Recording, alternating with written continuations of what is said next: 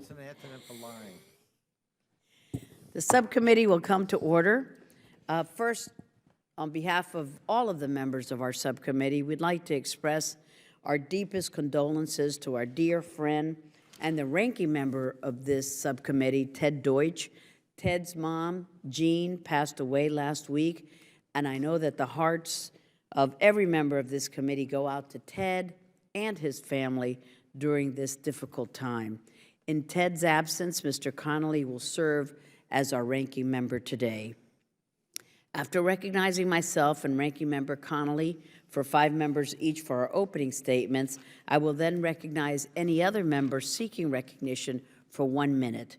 We will then hear from our esteemed panel of witnesses, and without objection, the witnesses' prepared statements will be made a part of the record, and members may have 5 days to insert statements and questions for the record, subject to the length and limitation in the rules. The chair now recognizes herself for 5 minutes. This is the second part of a hearing that we began in May, looking at Egypt's transition since Morsi was removed from power. In the hearing earlier this year, we heard some differences of opinion about the best way to move forward with our policy on Egypt, including exactly how much leverage the United States has or should attempt to wield over Egypt's domestic affairs. Egypt is an important ally and security partner for the United States. Egypt's strategic location, its assurance of safe passage through the Suez Canal, its peace treaty with Israel, and its demographics and cultural influence all mean that Egypt will continue to play a positive, crucial role in the Middle East in the years ahead. Egypt is in a struggle with terrorism and Islamic jihadist groups like ISIS and Al-Qaeda, a struggle that will not be over, sadly, anytime soon. It is essential that we maintain alliances like the one we have with Egypt, not only as a partner in providing logistical support in the region, but also as a participant in our shared fight against a twisted, radical Islamic ideology. Egypt's strong relationship with Israel, particularly with regard to their anti-terrorism cooperation in the Sinai, is also a strategic benefit to us in the United States, especially in a region that so often appears bent on Israel's destruction. Yes, we have significant human rights concerns with Egypt, including inexcusable restrictions on freedom of the press, assembly, association, and expression. Yes, reports of deplorable prison conditions, torture, and inhumane treatment and discrimination of women and minorities should not and must not be swept under the rug. These issues must be addressed, and I continue to call on Egypt to improve its human rights practices and to allow more political space for Egyptian civil society. The Egyptians are increasingly looking elsewhere for friends and allies outside of the United States, and it doesn't help when the Obama administration, excuse me, Mr. Connolly, keeps sending mixed messages. We can work with Egypt to improve our security relationship, to push for human rights changes that we want to see, and to help it toward a long-term stability, economic growth, and progress on the democracy front that President Sisi himself has advocated. Because, make no mistake, long-term stability will only come with the kind of prosperity, respect for human rights, and self-determination that allows all Egyptians to feel that they have a say in the future of their beloved country. Egypt just finished the last runoff in its long-delayed parliamentary elections, and while initial observation reports do not indicate significant progress, I am hopeful that the new legislature will be able to make greater strides in the months ahead. As we all know, democracy is more than just elections, and both the Sisi government and the new legislature should use this time to set the stage for a full democratic transition in the future. One sign of goodwill that President Sisi could make immediately is pardoning the 43 pro-democracy NGO workers who were wrongly convicted in 2013 under Morsi. Correcting Morsi's mistakes this way would go a long way in demonstrating President Sisi's commitment to a democratic future and in repairing the damage that both the Morsi and the Obama administration did to the U.S.-Egypt relationship. Despite the Obama administration's missteps, the Egyptian people should know that they do have a friend in the United States, a friend who is ready to be a better partner, a stronger ally, and one which is ready to assist when asked in order to achieve the stable, prosperous, open, and inclusive nation that Egyptians all deserve.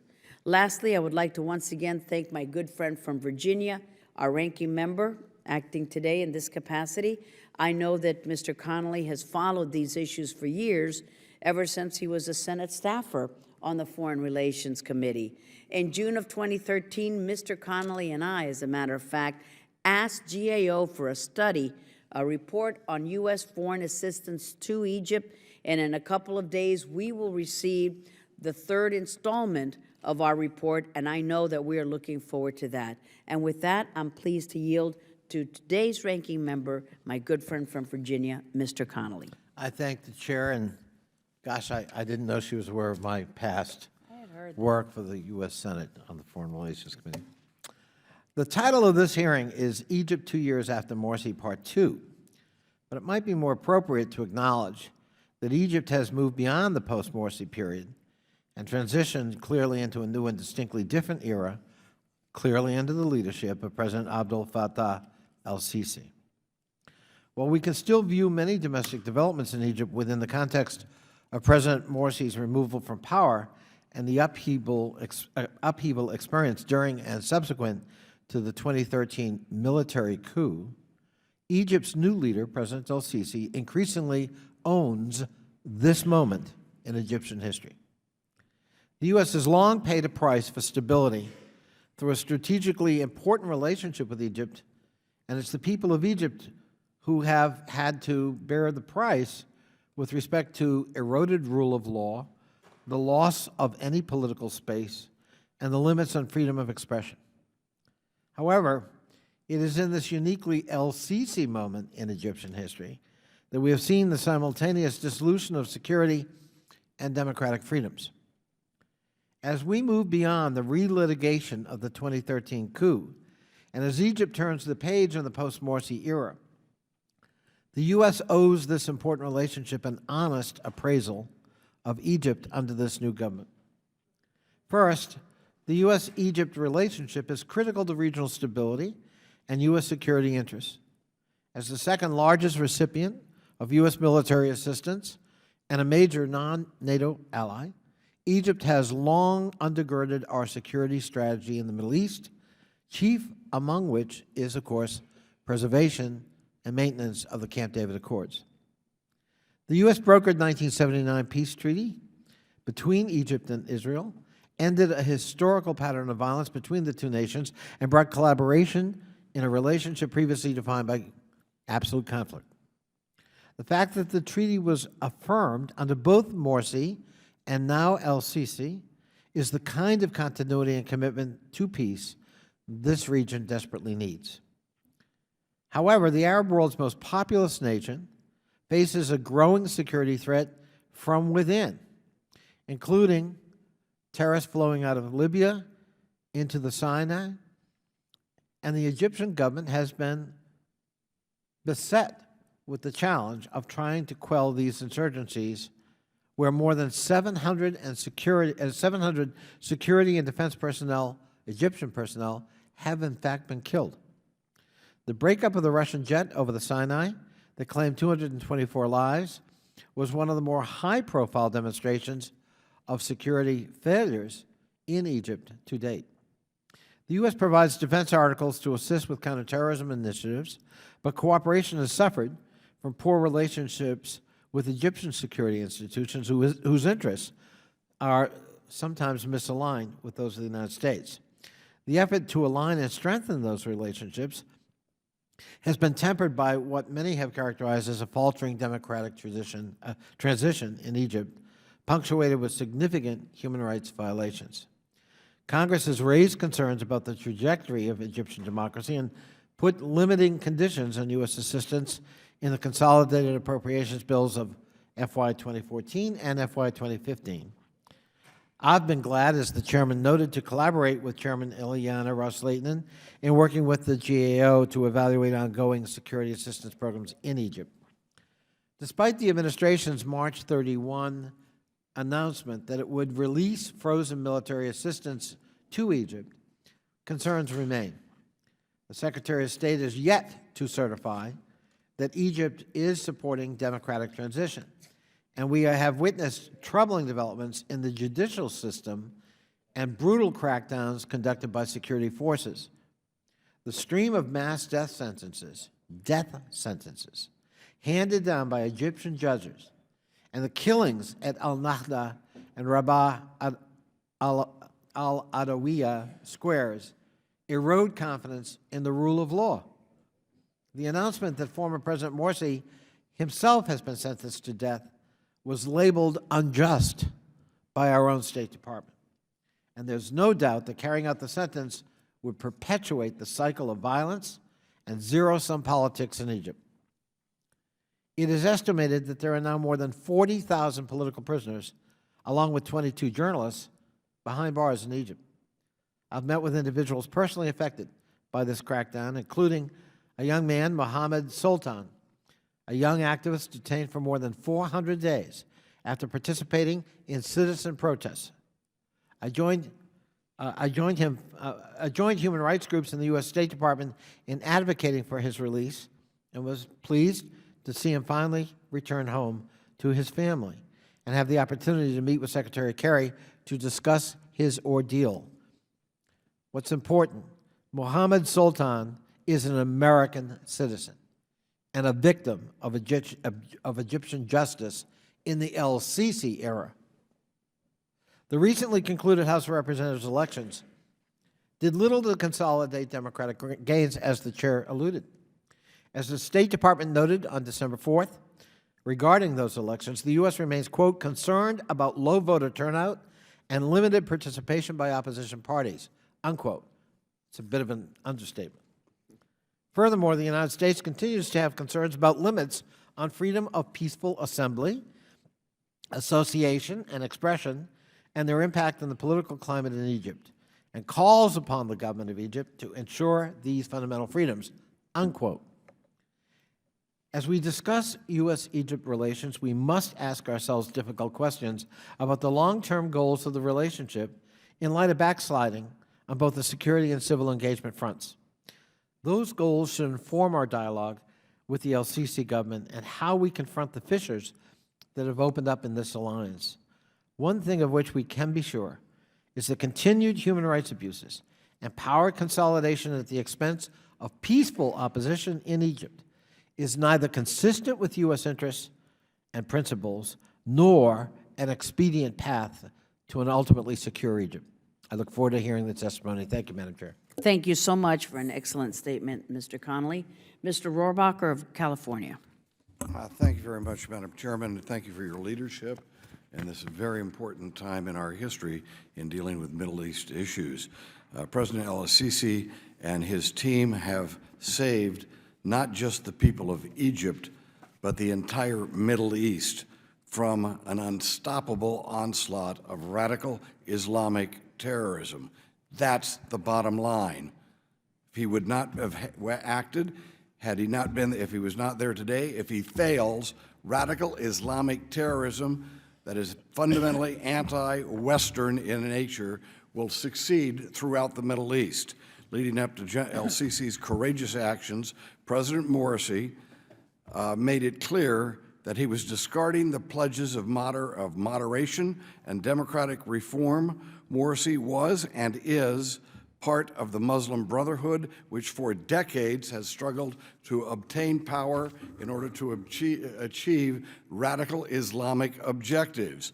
Let's note that one of President Morsi's promises was to free the blind sheikh, who is now being held in the United States for his leadership and guidance in the attack on the World Trade Center, which he was trying to kill thousands of Americans, yet Mr. Morsi was promising to free him from American captivity. President Morsi's radical agenda became evident, and the people of Egypt rose up against what they saw was turning Egypt into an anti-Western caliphate. El-Sisi stepped in at that time when there were massive demonstrations against Morsi and prevented bloodshed at that point. And of course, he won't get credit for that. And we know that during times of crisis like this, whether it's in our country or other countries, there are things that are totally not consistent with a democratic society at times when things are stable. That's why it is important to lead Egypt towards stability and more democratic process. Morsi set out to do just that. And one last note, if Egypt again falls to radicalism, anti-Western radicalism, soon all the governments in that part of the world will be overwhelmed. There is no question about that. Our own government has not been supportive, using the imperfections, which are many, and we have imperfections here, I might add, many of them, using those imperfections as an excuse to perhaps put us in jeopardy for a major expansion of radical Islamic terrorism in that part of the world. Thank you very much for your hearing today. Thank you so much, Mr. Rohrabacher. Mr. Meadows of North Carolina. Thank you, Madam Chairman. Thank you for your leadership, and might I say your consistent voice on this particular issue. There has never been a day that we can't look to your leadership on this particular issue, and I thank you for that. As the witnesses testify today, I think probably the biggest issue that many of us will be looking towards hearing is how do we take a system that is perhaps not perfect, but also address those issues in a spirit of respect and truly out of a D.C. and to the United States government operations, was a personal friend. And one of the things that continued to be mentioned over and over again was how the Egyptian people felt like the United States had abandoned them in that friendship. So if there's one message, Madam Chairman, that I want to communicate to the Egyptian people today is that there are a number of us, not just important and integral part of the United States Middle East policy, even more so as our allies in the region face a range of threats from various state and non-state actors. While most of the testimony today is going to rightfully be focused on security and stability and the elections, I would like to bring awareness to the situation of the Copts, the region's largest Christian community. This past October, we commemorated the 4-year anniversary of Maspero, where peaceful protesters, mostly Copts, were attacked by state security forces. January 1st commemorates the 5-year anniversary of the bombing of the All Saints Church in Alexandria, where Copts were attacked and killed reportedly by non-state actors. This follows a disturbing trend of persecution against a peaceful group of people who have been in Egypt since St. Mark brought Christianity there over 2,000 years ago.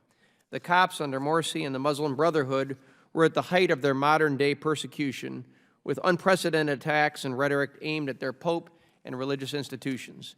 I was happy to see President Sisi visit a Coptic church to celebrate Christmas last year, and I hope this is a sign that his administration will be as inclusive as possible with the Copts. This is an important issue I plan to stay focused on as Egypt looks to regain its footing both domestically and internationally. I look forward to hearing from our esteemed panel, particularly how the Copts are faring under President Sisi and what steps the Egyptian government is taking to ensure that the Copts are part of Egypt's future. I yield back my time. Mr. Trott. Mr. Clausen of Florida. Thank you for the chairwoman for having this hearing. You are always consistent, and we appreciate that, as Representative Meadows said, and appreciate you all coming. Very interested to see what you think about how Egypt is going to handle ISIS, and at the same time treat their citizens, as particularly Christians, fairly. What are they going to do with Russia, and how are they going to treat Israel, and how you get all that right at the same time. So, you know, I think they got a big balancing act here, and I'm very curious what y'all got to say about it, because we need to stop ISIS. We need to protect all folks, particularly Christians in this case, and we got to protect Israel. So I look forward to hearing what y'all have to say. Thank you very much to all of our members for their opening statements. So now I'd like to introduce our distinguished panel of witnesses. First, we're pleased to welcome Mr. David Schenker, who is the Director of Arab Politics at the Washington Institute for Near East Policy.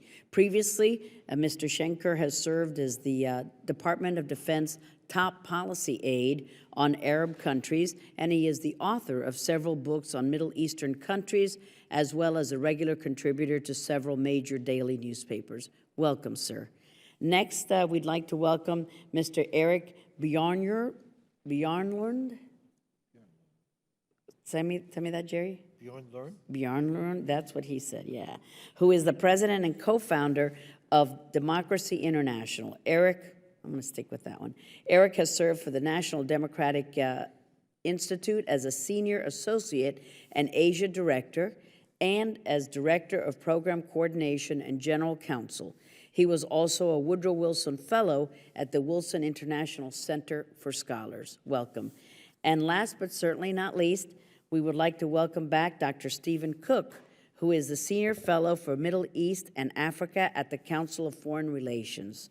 Prior to this, Dr. Cook was a research fellow at the Brookings Institute and Washington Institute for Near East Policy. Thank you, gentlemen, for being with us. Your statements will be made a part of the record. Please feel free to summarize. We'll start with Mr. Schenker. Thank you, Madam Chair, Ranking Member Connolly, distinguished members of the subcommittee. It's an honor to be here today to discuss security in Egypt 2 years after Morsi. While the increasingly repressive trajectory of Sisi's Egypt should be a concern for Washington, the ongoing deterioration of security in Egypt is the more immediate threat. The recent downing of the Russian airliner over the Sinai by the Islamic State has drawn international attention to the problem. The reality, however, is that terrorism in Egypt is not confined to the Sinai. Terrorism in Egypt has traversed the Suez Canal and is taking root in the Nile Valley. Historically, security in Egypt, and particularly in the Sinai, has never been particularly good, but it has deteriorated after the fall of Mubarak, and the violence spiked after the removal of Morsi, morphing into a full-scale Islamist insurgency now led by Wilayat Sina, an Islamic State affiliate. Since Morsi's removal, in addition to the bombed Russian airliner, we've seen tourists targeted in the Sinai, checkpoints and police stations attacked, RPGs fired at ships in the Suez Canal, man-pads have brought down Egyptian helicopters over the Sinai, and a Russian Cornet anti-tank weapon sunk an Egyptian warship in the Mediterranean off the Sinai coast. Over the past few years, more than 1,000 Egyptian soldiers and policemen are estimated to have been killed in the Sinai. Meanwhile, west of the Suez Canal, Egypt resembles a country in the 1990s when the state battled an insurgency led by Ghamia Islamiyah. In 2014, there were more than 300 attacks perpetrated in Egypt outside of the Sinai, and that number is likely to double in 2015. And this past summer alone, you had the chief prosecutor of Egypt, Sham Barakat, assassinated in Cairo. You had a state security building bombed in Cairo, and a suicide bomber attempted to target tourists in Luxor, all within 2 months. No doubt Egypt's situated in a difficult neighborhood, but many of the problems are self-inflicted. Egypt, for example, has not prioritized border security with Libya, the primary source of weapons flowing to the Sinai. Egypt's domestic counterterrorism capabilities are likewise lacking. If the accidental killing of 8 Mexican tourists in the Western Desert in September 2015 is any indication, intelligence gathering on communications between the military and other domestic security agencies is also a real problem. Clearly, intelligence gathering remains a serious deficit in the Sinai as well, even though cooperation with the Israelis is reportedly helping fill some gaps. Security challenges facing Egypt are enormous, and at present, Cairo does not appear to be up to the task. Given the regional deterioration, the continued stability and security of Egypt should be a priority for the U.S. There's much that we can do.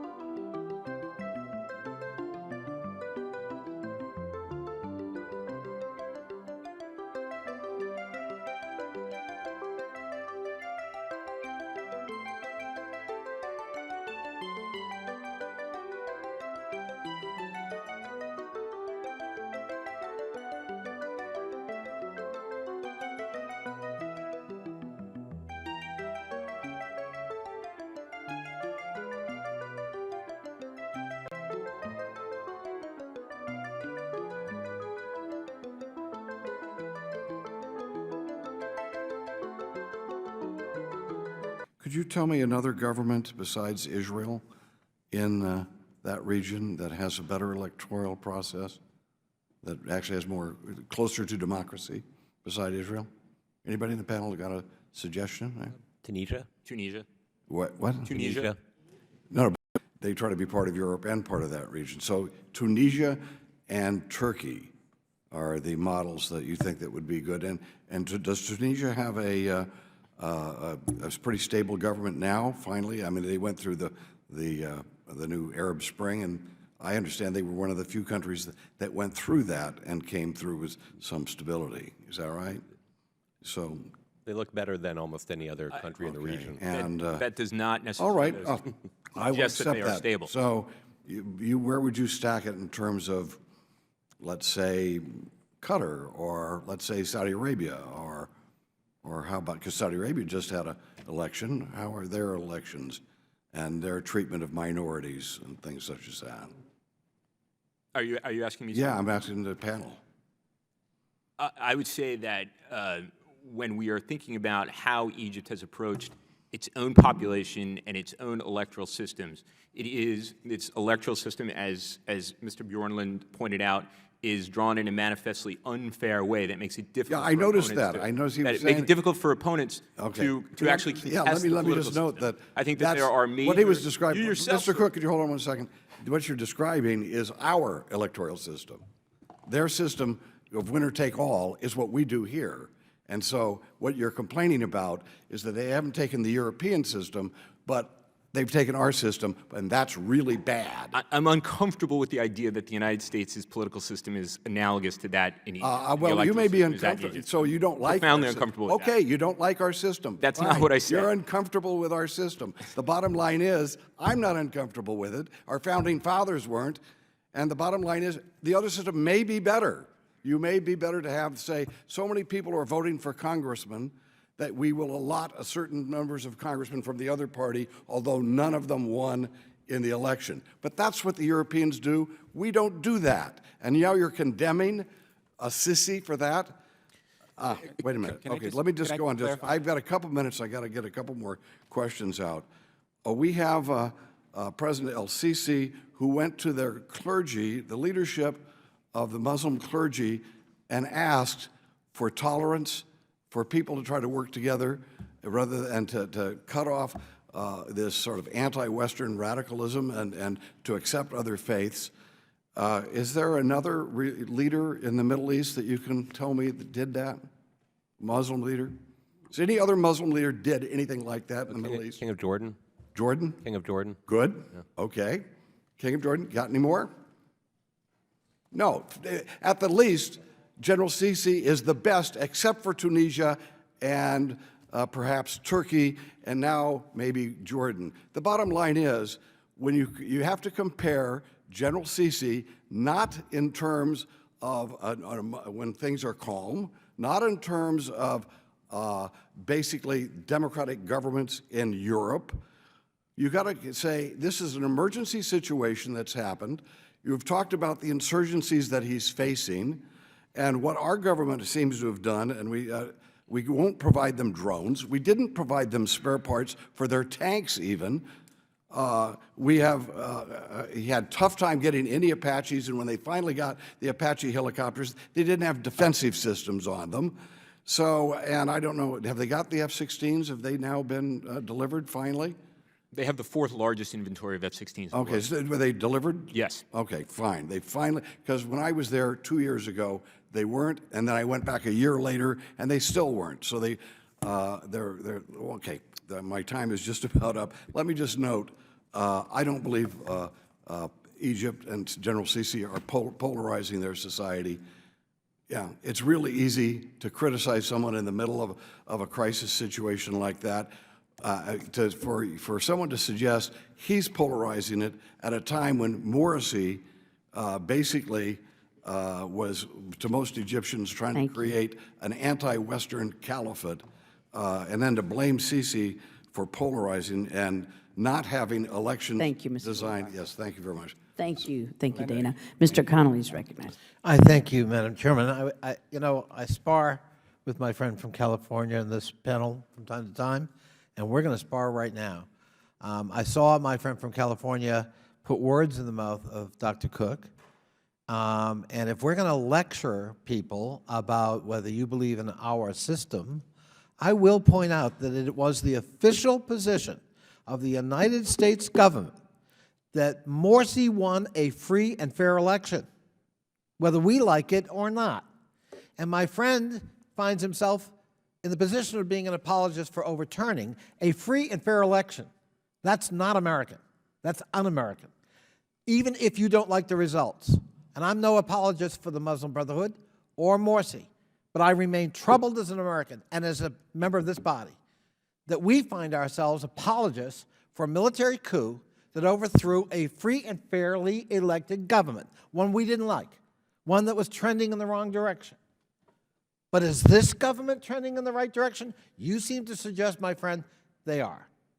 I beg to differ. But the gentleman yield for a question, seeing that he's... Of course. All right.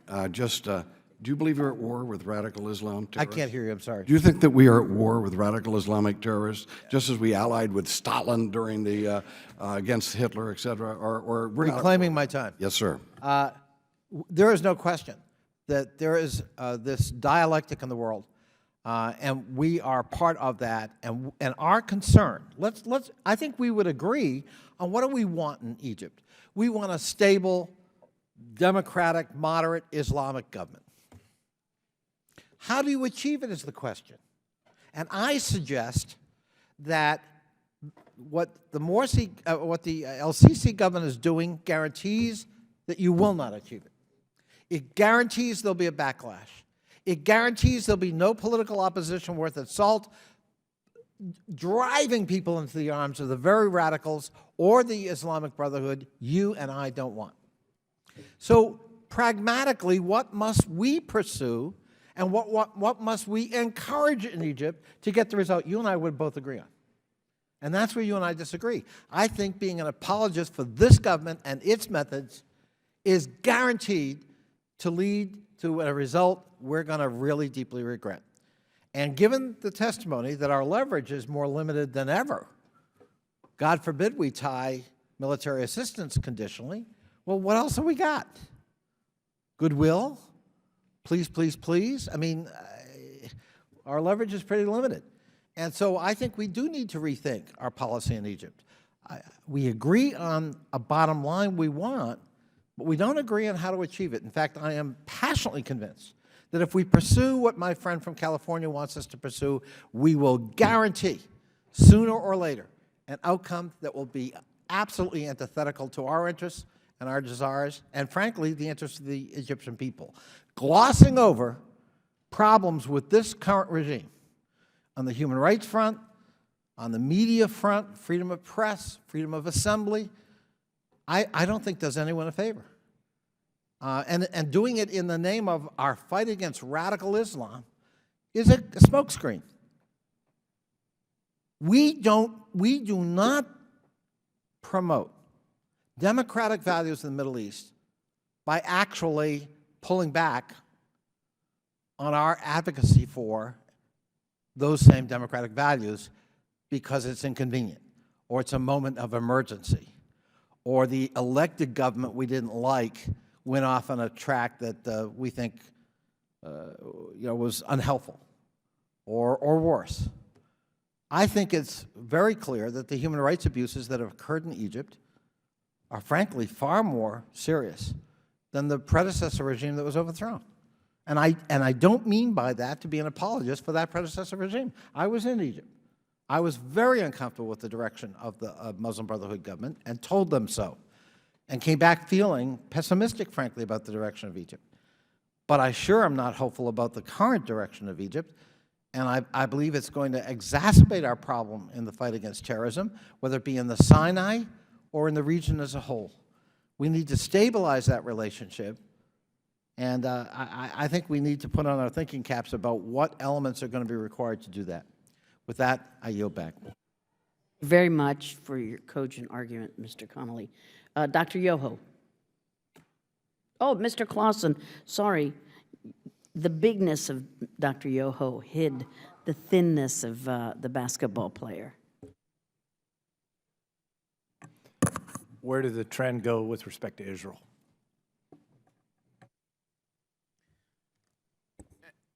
The relationship with Israel is better than it has been over a long period of time, primarily because there is a confluence of interests in the Sinai Peninsula.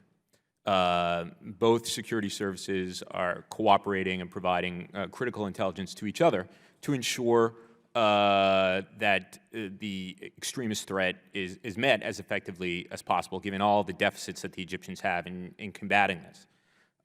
The troubling aspect, though, is that while government-to-government relations are good, overwhelming numbers of Egyptians still regard Israel in an entirely negative light. Overwhelming, 90+%. Can I add to Dr. Cook? Egypt has asked Israel about 20 times to increase the number of troops, fixed-wing aircraft, helicopters, armored vehicles, tanks, to revise the terms periodically of the Camp David security annex to allow Egypt to put in more equipment. Israel has acceded to this. There was one incident 2 years ago where actually an Israeli drone, purportedly with Egyptian permission, flew over the Sinai, an armed drone, and killed 5 terrorists. So the cooperation on that level is excellent, but still, as Dr. Cook points out, the only channels are at the highest levels of the intelligence. There's not a working level intelligence exchange between Israelis and Egyptians, nor on the military levels on the working level. This is a government-to-government at the highest level relationship, not a peace between two people. And so if this intersection of incentives for security, the Sinai, if that ever goes away, as our country loses influence, I think all three of you said that in your opening statements, will that put our ally at more risk? I believe that Sisi recognizes that the ongoing peace treaty with Israel is in Egypt's interest and is going to honor that. I don't have any concern about that personally. It is not popular in Egypt at all. But it's not going anywhere. Now, if we were to start chipping away at the $1.3 billion in FMF and the $250 in ESF, I don't think the peace treaty would go away, but it would become more problematic. Our money is the glue. Yield back. Thank you, Mr. Clausen. Dr. Yoho. Thank you, Madam Chair, and I apologize for getting here late. Gentlemen, what is the status of ISIS in Egypt? And if you've covered that already, I apologize. Are they growing? Do they have bases? Do they have training centers, recruitment centers, in your opinion? Is it Schneider? Schenker. Thank you. Well, I'll take this first. I believe, after ISIS, after Ansar Beit Maqdas, the biggest insurgent group in the Sinai, joined with ISIS last year, they have increased the number of operations, increasingly lethal, and appear to be getting a good flow of highly advanced weapons, to which they've done. Where do those weapons come from? The Egyptians say many of them are coming from Libya.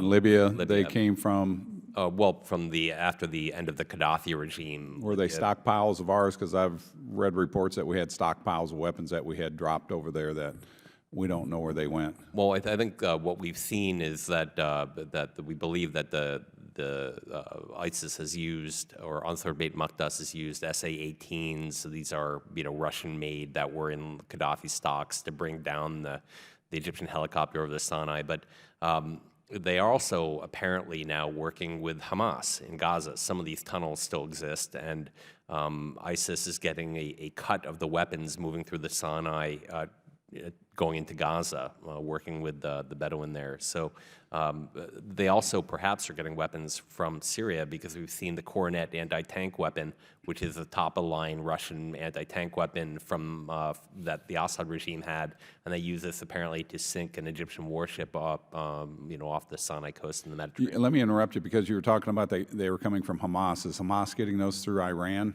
Do we have any information that they came directly from Iran? I don't. Especially since the Iran nuclear deal. I don't want to call it a Yeah, deal. I It's a don't have terrible any deal. direct information on that. I would assume some of this stuff is ending up coming from Libya still. It used to come from Sudan, but Sudan apparently has changed sides, is more oriented toward Saudi Arabia these days than Iran. Okay. Mr. Bourne, in your opinion, are you seeing a lot of influence, an effect from Libya and Syria spilling in, disrupting the Sisi government in Egypt? Our focus is on democracy and elections, so it's not something that we have been able to directly do interviews or talk to people about, so I'll defer to my colleagues. I'm glad you brought that up because I want to touch on a base that my colleague from Virginia brought up. You know that, let's see, he stated that we want a democracy in Egypt. What do the people of Egypt want? What does El-Sisi want? I mean, democracy as we know it doesn't generally work in one of those countries if they don't have the human rights, the protection of free speech, the religious freedom, the things that we believe in here, and not knowing their rights come from a creator, as we believe, versus they come from government. And so what do they want over there? I mean, we keep trying to say, well, we're going to help you with democracy, and if you don't understand how democracies work and the fight from the ground up, you know, through the people, I'd like to hear your input on what the people are looking for. You know, what form of government serves the people of Egypt best? The United States has had a policy for decades now to support democracy around the world. I know, and, and I'm not a big fan of that. That's a neoconservative approach that I don't think our government should do. And there's a sense that democracy, if you define it in a culturally appropriate way, is a universal value. It's something that is about having a form of government that shows respect for all people, and that all people have some say in how they're governed. And I think it's no different in Egypt, that people want to have their rights respected. They want to be able to go on with their lives and be involved in the system of government that they have. The fundamental problem in Egypt is that there is significant polarization. There's very strongly held views that are very different from each other. Large groups that believe religion should play a very important role in how government is organized, and other people that are members of minorities or are more secular or have interests that are threatened by that have a different view of how government should work. And the long-term challenge for Egypt is to come up with some kind of social compact between these different views of what society is about. We call that democracy. That's the word for it. Well, and if I go back to the founders, Ben Franklin said a democracy is two wolves and a sheep deciding what to have for dinner, and the sheep always loses. The thing that makes our country work is it's a constitutional republic that protects the rights of the minority. Absolutely. And it came from the ground up. Madam Chair, I yield back. Thank you. Could I just Yes, sir. take this opportunity? I just want to clarify, because we talked a little while ago about the elections, and I want to make sure that everybody realizes the election system that they used for the parliament, electing the parliament in Egypt, is not at all similar to the system in the United States. Most of the members were elected in multi-member districts. A few of them were one seat, but they ranged up to 4, and voters were instructed to cast the number of ballots that there were a number of seats. Those are mostly not party-affiliated people. They're mostly calling themselves independents. The winner-take-all aspect of the elections was the list part of the system, which was 120 of the 596 votes, and that was large. These are large districts with tens or dozens of members in them, where if you got 51% of the vote, you got 100% of the seats. That is not the U.S. system, and the point I was making is it's not the European system either. Thank you so much, Dr. Yoho, and my crack staff, or my staff on crack, I don't know which one it is, had some wonderful questions for me to ask our panelists, but lamentably, it's not a bad problem to have. We have a series of votes on the floor, so we will have to adjourn our subcommittee, but I want to thank you so much for your excellent testimony, and Mr. Connolly always wants to have the last word. No, I just wanted to thank you. I wanted to thank you for this hearing. I think this is a really thoughtful conversation. I hope we can expand on it because this is a critical relationship, and we got to try to get it right. So thank you all for participating. So and much thank you. depends on it. So much Thank you. depends on it. And condolences again to Mr. Deutsch's entire staff as well. And with that, the subcommittee is adjourned. Thank you, ladies and gentlemen.